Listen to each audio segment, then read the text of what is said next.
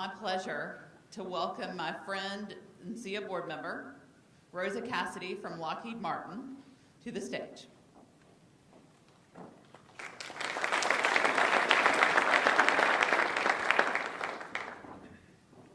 Thank you. Good morning. Can you hear me? Wonderful. Lockheed Martin is pleased to be here today and be part of this important conference. As a corporation, we continue to make great strides in our internal sustainability goals and deliver innovative energy solutions to our customers. It is my pleasure to be here today and introduce to you Mr. Scott Jenkins, the General Manager of the new Atlanta Falcons Stadium, which opens in 2017. His career spans multiple achievements. Previously served as Vice President of Ballpark Operations for the Seattle Mariners. He spent 3 years with the Philadelphia Eagles and 6 years with the Milwaukee Brewers, where he operated newly constructed stadiums for both teams. He was Director of Facilities and Events for Athletics at the University of Wisconsin and was involved in the construction of the Kohl Center. Mr. Jenkins holds a degree in Construction Administration from the University of Wisconsin, and is a graduate of the University of Washington's Executive MBA program. Mr. Jenkins is a founding member of the Green Sports Alliance and serves as chairman of the board. Please join me in welcoming today's keynote speaker, Mr. Scott Jenkins.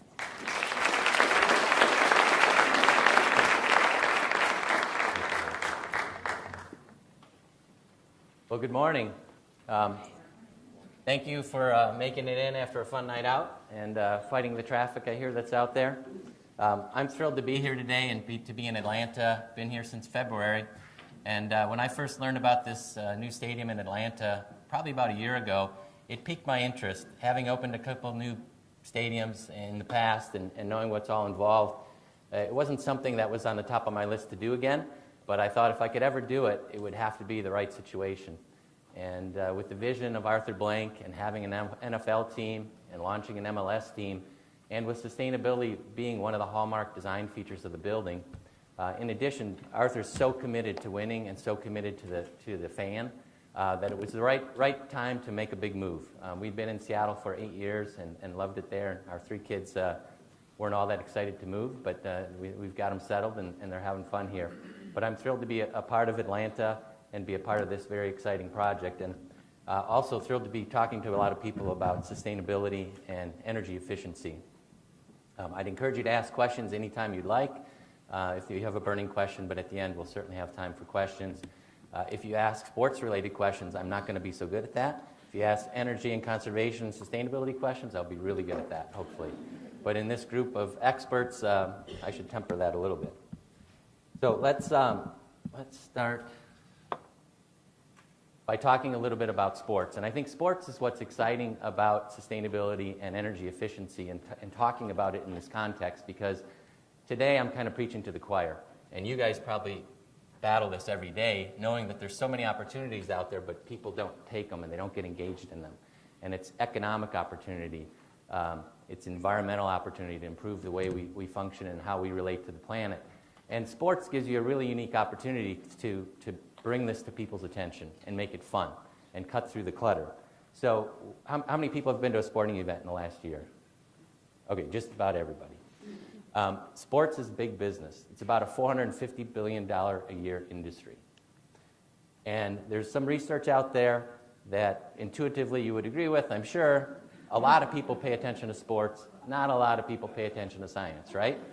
I know that's hard for you guys to hear that. But all industries meet on the playing field. The car industry, the energy industry, the food industry, the media, everything's converging, and it's a very interesting place to talk about sustainability and talk about energy efficiency. And as Dr. Nakamura said, it's about opportunities, and there's tremendous opportunities with innovation and technology and using sport as a vehicle to share that information. But for the last 10 years, I've been pitching sustainability in sports, and I didn't start with the environmental proposition. I started with the business proposition. This is about making money. This is about doing good business. And so there's lots of opportunities to create value through sustainability in sports. And It starts with bottom line savings. I mean, we can reduce our energy costs, we can reduce our operating costs, we can reduce our waste hauling costs. And along the way, we engage with the business community like we have on so many fronts, promoting things and getting brands to associate with our brands. So corporate partnerships is a big part of that. And as we do these things, we create a kind of a green brand. We create some value around our brand. As sports properties, we're also a really important part of the community. And it's deeply held in every team that I've worked for that we do the right things for the community. And certainly with the Blank Foundation, the commitment that Arthur has to doing things in the community, it's no surprise. But as we do these things, we also improve our environmental footprint. We improve our environmental operations. And as we started to launch the Green Sports Alliance, the most exciting thing about combining sports and sustainability is the potential to influence the way we consume and the way we think about things, the cultural influence.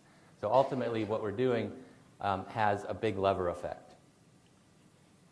And getting onto our stadium here in Atlanta, when I learned about it and saw the iconic nature of the architecture, saw that it was a downtown building, saw the commitment to sustainability, it got my attention. So let's see a little video to give you a sense of what's in the works right now. What do you think? Ready to buy some tickets?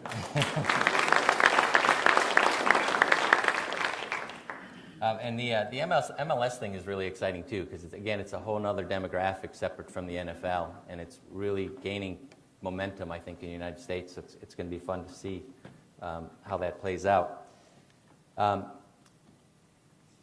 LEED certification is one of the things we're really going after hard. And as we work with our corporate partners and founding partners and ultimately naming rights partner, this is part of our pitch to the value of the building. And it is resonating with the business community. And we've gotten a few founding partners already who are going to activate on environmental initiatives. So it's really an exciting thing. I'll get into some of the more specific strategies we're going to employ, but on this slide, natural ventilation is an important part of that. We're going to be an open stadium that can close when we need to, as opposed to a closed stadium that can open. And if you look at most of the NFL stadiums with retractable roofs, they predominantly play closed and on a rare occasion play open. We're going to treat that differently, and it's partly to get the outdoor experience of the event, but it's also strategy to reduce our energy use. We're also going to be really aggressive on the waterfront, and of course, being downtown with transportation infrastructure right there, it makes a lot of sense. We're going to do a lot of PV on site, so you're going to see a really visible presence of PV and EV charging, and thanks to a partnership with Georgia Power. This is a rendering of one of the garages we're going to build, and the top of it will be decked out in PV. We'll have PV around surface parking lots and around some of the entry gates. So in a lot of buildings, when you put PV up on the roof, it's really out of sight, out of mind. This is going to be very visual and very present. So some of the efficiency strategies we're going to employ, again, natural ventilation. The dome right now is enclosed, so you got to either heat or air condition and air handler and run the air handlers for every event. With MLS and NFL, people play all over the place outdoors. I don't think there's one MLS team that plays indoors. NFL, there's a handful that play indoors, but it's mostly an outdoor game, and we want to take advantage of that. But as I mentioned, we don't have to air condition and we don't have to heat in those cases for the majority of the time. When you look at the football season, when you get to late August, it's still hot and humid. Believe me, we're going to close the roof and turn the air conditioning on a number of times. But when you get to September, October, November, December, you get some pretty nice weather. And if it happens to be really cold or happens to be really rainy, we can close the roof, and the roof will close in about 6 minutes. So it's really a slick design. You saw that there's 8 pedals and how they kind of converge on one another. It looks a little bit like a camera shutter. It's really an innovative design, and it's really helping to drive our energy model to get us some points for LEED and drive down the costs and energy required. We'll have daylighting opportunities, especially in our offices. We'll have light that comes in through the roof, and also there's a window to the city that's going to bring light into the building and a beautiful view of downtown Atlanta. This is something I learned recently talking to WSP, who's doing our engineering. I always thought occupancy sensors were great, but I think vacancy sensors are even better, because when you walk in a room and every light pops on, it drives me nuts at our job trailer right now. My office is in the back corner, so I come in the front door, I walk through, and bang, every light in the trailer basically pops on. and all I'm doing is walking through to get to my office. And so if you have a vacancy sensor, and you guys know this, it doesn't come on until you turn it on, and then it turns off when no one's there. So even little strategies like that will help reduce our energy usage, and we're going through every little fine detail to find those opportunities. PON. Who's familiar with PON, P-O-N, out there? A few folks. That's a new one to me. And again, we're fortunate with Arthur's commitment and vision. We've hired a chief technology officer by the name of Jared Miller. And Jared has discovered that this is a better way to run your data network in your building. And we haven't nailed this down 100%, but we're leaning this direction right now. When you take your fiber signal out to a point, and then you convert it to copper and take your copper to your end device, you've got to have infrastructure here to make that handoff. And when you consolidate all that in one room, in a closet, in an IDF closet, you've got to air condition that room, right? And we're going to be wired to the max in the stadium. So when you go in there, you're going to have Wi-Fi connectivity, your phone's going to work, and it's going to work for 70,000 people. So you can imagine the amount of infrastructure we have to put into the building. Well, with passive optical network, we're going to take that fiber all the way out close to the edge where you're going to plug in and where that device is going to be, so that we don't consolidate all that equipment in racks and closets. And there's about 50 closets that we won't need if we do this passive optical network. And that's about 50 HVAC units that we don't have to pay for to install, we don't have to run them, and we don't have to maintain them. And I get about 50 closets back in the building that I can use for operations. So it's thinking through and finding better solutions like that that are really exciting. On the waterfront, we're testing some waterless urinals. Maybe we'll go that way. If not, we'll do pint flush.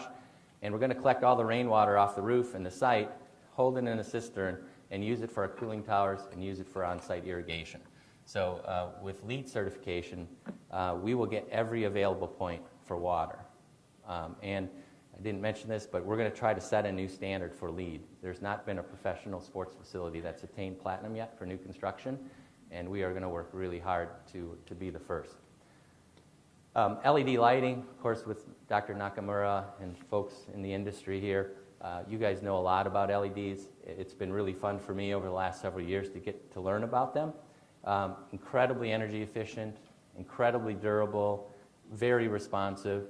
They turn on instantly. They last up to 10 times as long as typical lighting. And in our business, sports lighting is really a game stopper. If we don't have that, we're not playing a game. And we all know from the Super Bowl a few years ago when the lights went off, a little hiccup in the power, game done, until we can go solve the problem, get them back on. And it's about a 20-minute on and off period for metal halides from the time you turn them off to the time you let them cool to the time they restrike and get up to full light. And that's if you can figure out what caused them to go off. So if it's a little trip in the network, okay, great. If there's a GFI or something or a circuit that tripped, you've got to go find that circuit quickly, get it back, and energize it. So it's a building operator's nightmare when the lights go off. LEDs are awesome because they're on instantly, and if the power goes off, they go off, and when you turn them back on, they're basically at full strength again. There's been a number of stadiums that have installed them this year for the first time in the NFL. The Houston Texans put them in, and the Arizona Cardinals put them in. And talking to my counterparts, they love them. Metal halides also they'll only burn for about 3,000 hours, and then you've got to relamp them. And right from the get-go, they start falling off the light output and the light quality. Whereas with LEDs, you might have 10 times the life. And in fact, in Arizona, they left a little headroom in there so that, if it's 10 years from now and they need to boost up the light levels, they've actually dimmed them. So they're running at about 70% of their capacity in Arizona right now. So as they age and it slowly falls off, much slower than metal halide, you can still ratchet that up and really dial the light levels in. The other piece that's really exciting is the human-centric part of it, and that's how do we react to light. On a bright, sunny day when there's blue skies, people are generally smiling and enjoying themselves and energetic. It's kind of nature's caffeine, if you will. And it's not that long ago that a third kind of photoreceptor was discovered in the eye. So everybody knows rods and cones, right? Black and white and color. There's a third photoreceptor that's not really visual light, but it actually works as a stimulant in your body to raise alertness. So it's kind of nature's caffeine. And it's the blue light spectrum that triggers that. And LED lights have a peak at the blue light spectrum. So you get more of an outdoor feel. You get a better CRI, color rendering index on the light, but you also get that blue peak, which is really interesting to think about how that might impact our fans and the experience in the stadium, and how it might impact the players. And in talking with our football side of the house, they're actually talking about going on the road with their own LED lights so they can light up the locker room. So before the game and at halftime, you're getting high CRI light with a pretty big blue content so that when you go out of the locker room, you're amped up, you're ready to go. So we're really kind of mimicking what we kind of intuitively know. On a blue sunny day, everybody seems to be happier, right? Well, there's a chemical response that's taking place that's causing that. Okay, so back to energy savings. This is a chart of our energy intensity at Safeco Field, where I was for the past 8 years. And I got there in 2006, and thankfully they had kept some data in an Excel spreadsheet. And we hadn't put things into the Energy Star Portfolio Manager system, and when I got there I said, let's put it in, we've got the data. But as I saw the chart of energy, there's a range year to year, I said, if we could just find that low water mark that we've already done, we know we can do it, let's just get there and stay there. Let's be a little more energy conscious about how we operate the building. And I challenged our team to save $100,000 in the first year. And I asked our engineering people, our housekeeping people, our concessions people, our tour guides, everybody to play a part in this. And people came up with a lot of good ideas, and we started paying attention. And we hit our $100,000 savings in 6 months with no investment. It was just completely operating things consciously. So it was free money, infinite rate of return. And we got a lot of ideas about things we could do, whether it was improving controls, whether it was weather stripping things, whether it was changing our programming on our building automation system. And you can see from 06 to 07, we took a big drop. We took a really big drop, and we invested very little money. And then we looked at what could we do with lighting up retrofits, what could we do with controls, and we kept marching down to 110. And I don't have all the samples for MLB, but of the teams I know, that's way low compared to any other stadium in Major League Baseball. And that opportunity is there, I believe, at every stadium in Major League Baseball or the NFL. And to us, over the 7 years that I was there, it was worth over $2 million to us. So business as usual meant we'll just budget again, waste the money, and carry on, or we'll pay more attention and we'll reap the benefits of that to the tune of $2+ million. And while that's not going to sign Felix Hernandez to his next deal, that's money you're not going to leave laying on the sidewalk. And if you take that 25% reduction and you apply it to every team in baseball, all of a sudden that's $16.5 million a year in operating costs that as a league we don't have to spend. And it means that lights aren't running as often, that bulbs don't have to be changed, that equipment's not running and using up its useful life, which is going to translate into capital dollars down the road and maintenance dollars in the short run. So there's lots of benefits to doing this and paying attention. So how do you compare one ballpark to another ballpark or one building to another building? And sports facilities are kind of strange birds. They're not office buildings, they're not schools, they're not hotels. They have a certain rhythm of how they operate. So I really started to burrow down into what does our profile look like? How do we use energy, and how do we make the people in the building aware of how we're using it? So we created an energy dashboard, and we made this available on your handheld device, and we put it up in our control office. So when you walked in and security was there, up on the wall next to the security camera was this dashboard. So we knew what we were using in real time. You could look at it on a daily basis, you could look at it as a week, or you could look at it as a month. And this is kind of interesting. This is the opening week of games at Safeco Field, from opening day through the first week. And a couple things stood out when I looked at this data. First of all, opening day is a blowout party at capacity, 45,000 people. You're loading in for the first game of the year. All your food and beverage operations, all your cleaning operations are all super intense. You're at capacity.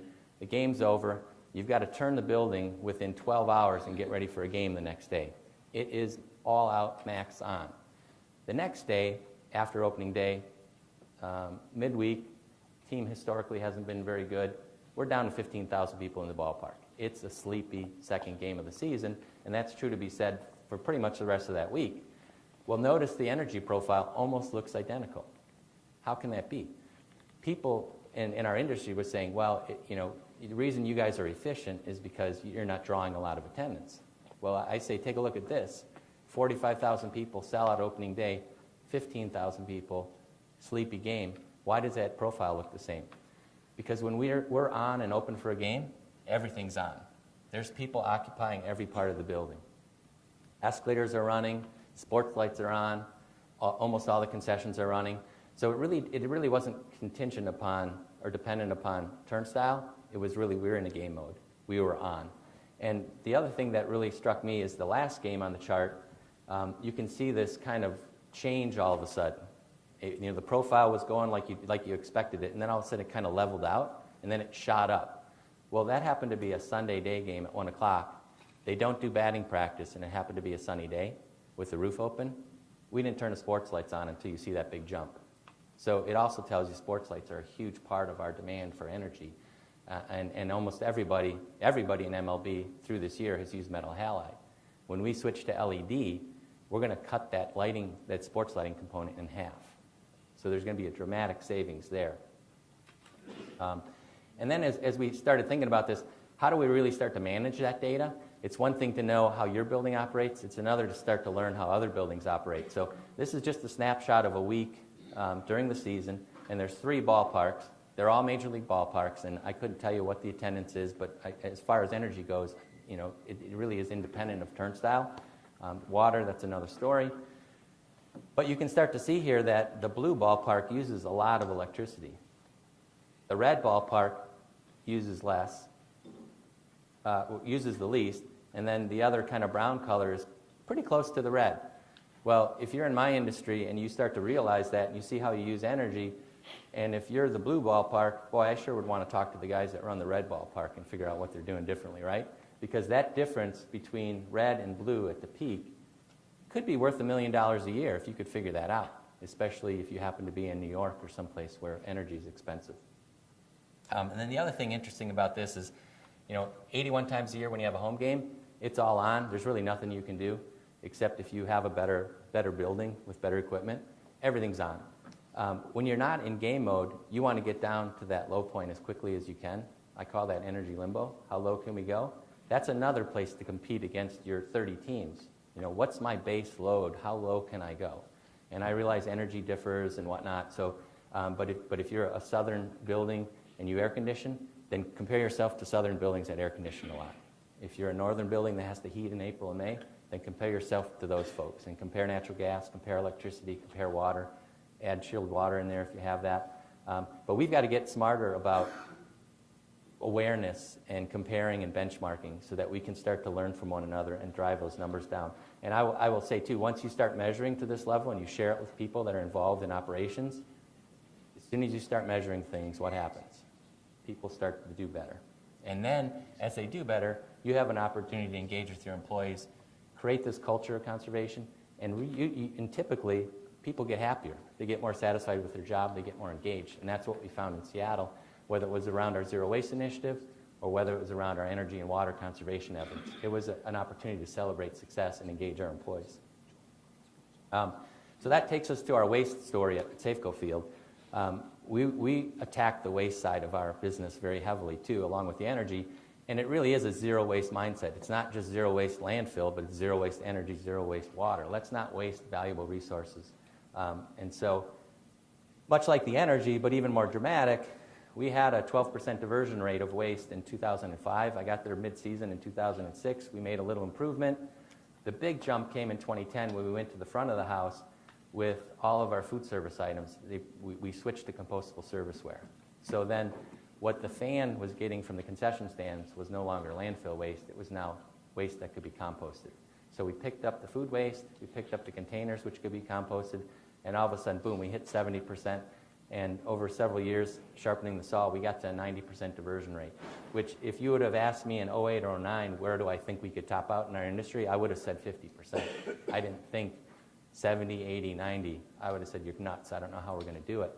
And thankfully, the San Francisco Giants, who won another World Series, I was pulling for the Royals, they also lead the game in baseball on diversion. They're at a 93-point-something diversion rate. And back when we were around 18 to 25%, these guys were around 40 or 50. So they were leading the charge then. And that's why I thought maybe 50 was the top end, but we all discovered the front of the house and the concessions piece and the composting, which really opened up the top end of it. But I will say, too, they were leaders, but it was public policy that drove them there, because they were mandated as a business in the city of San Francisco to divert 70% of their waste. And so back in 07, 08, I was sitting on the sidelines in Seattle saying, ooh, this is going to be fun. How are they going to get to 70? And it was public policy that drove them to do that, and now they're leading the way. So, business incentives, regulations, policies, and just flat-out economics make sense. And for us, landfill waste was very expensive in Seattle. So if I sent it to the composter, every ton I sent to the composter was less money I spent than if I sent it to the landfill. And so the economic piece of this was in our favor. That may not be the same case here in Atlanta. We also had fun engaging our corporate partners. We had a program with BASF to support our Zero Waste Initiative. And we did an in-game quiz every Saturday. We called it Sustainable Saturdays. And on here you can see our superhero kid compost, so we kind of made it fun. We asked questions at the end of the first inning that were environmentally based on what we were doing at Safeco Field. And then people would text in and try to text the right answer. And in this case, 51% was the right answer. 51% of our waste was composted at Safeco Field in the prior year. In the seventh inning, we would pay out to one person who we randomly drew who had the right answer. And that program was really successful, and we were fortunate. The city of Seattle had a policy that they enacted that said single-serving food items had to either be recyclable or compostable. And we launched our Zero Waste Initiative with composting the same time the city launched that policy. And so we complemented each other, that we could show the business community that it worked and it made business sense. And they certainly helped us because the infrastructure was in place for the composting and the supply side of the materials that we needed to make this work. And with BASF's help, we were able to tell that story and engage the fans. And they went out after the first 2 seasons of this program and surveyed our fans about composting at home. Can you imagine a baseball fan and you get a survey that says, do you compost at home? Or since you attended a Saturday game, has it changed what you do at home with compost? If somebody came to you and said, I got a great idea, I'm going to do this for you with this program, you'd say, I don't believe you. It's not going to happen. Well, 45% of our fans who attended a Saturday game also increased the amount of organic diversion they did at home. So it worked. So that takes us to the Green Sports Alliance. We are a nonprofit organization that's been around for 3.5 years. We launched 3.5 years ago. We started talking about it about 6 years ago, but we launched 3.5 years ago. And we're trying to help teams, venues, and leagues improve their environmental performance. We're focused mainly on the bottom line pieces of that and the branding and the social responsibility of it, but also there's environmental necessity. I think that we should be doing this as well. We launched in March of 2011 with 5 venues and 6 teams from the Pacific Northwest, so the professional teams in Portland, Seattle, and Vancouver for the most part. We had a summit in Portland just several months after we launched. We then had 39 teams and venues in a matter of 4 or 5 months. So we knew we had some interest out there. The next year we went to Seattle and had a summit. We had 159 teams and venues that were members. We went to Brooklyn. We had 201. We were in Santa Clara this summer, 244 members. And I'm happy to say right now we're at 260 and growing. And that's been just since July. So you can see that we found a spot in the market where we're creating value and people are starting to rally around it.